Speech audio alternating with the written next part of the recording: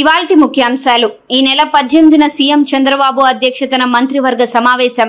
అమరావతిలోని సచివాలయంలో ఉదయం 11 గంటలకు కేబినెట్ భేటీ. వరద నష్టం అంచనాలపై సచివాలయంలో మంత్రివర్గ భేటీ. సచివాలయంలో సీఎం రేవంత్ రెడ్డితో కేంద్ర బృందం భేటీ. వరద నష్టం అంచనా గురించి చర్చ. సమావేశంలో పాల్గొన్న మంత్రి పొంగులేటి శ్రీనివాస్ రెడ్డి, ఎంపీ రఘురాం రెడ్డి, సీఎం సలహాదారు వేం నరేందర్ రెడ్డి, ప్రభుత్వ ప్రధాన కార్యదర్శి శాంతికుమారి, ఇతర ఉన్నతాధికారులు. బీఆర్ఎస్ ముఖ్య నేతల హౌస్ అరెస్ట్. మాజీ మంత్రులు హరీష్ రావు, తలసాని, సవిత సహా ముఖ్య నేతల house arrest. MLA Arikapudi Gandhi నివాసానికి వెళ్తామని ప్రకటించిన నేపథ్యంలో పోలీసుల చర్యలు. అరికపూడి గాంధీ నివాసం వద్ద భారీ బందోబస్తు. ఎమ్మెల్యే అరికపూడి గాంధీ నివాసంలో భారాస విస్తృత స్థాయి సమావేశం నిర్వహిస్తామన్న ఆ పార్టీ నేతలు, సమావేశానికి హాజరవుతామని ప్రకటించిన ఎమ్మెల్యే కౌశిక్ రెడ్డి, ఇతర నేతలు. గురువారం జరిగిన ఘటనల దృష్ట్యా ఉత్కంఠ. అరికపూడి గాంధీ నివాసం వద్ద పోలీసుల భారీ బందోబస్తు.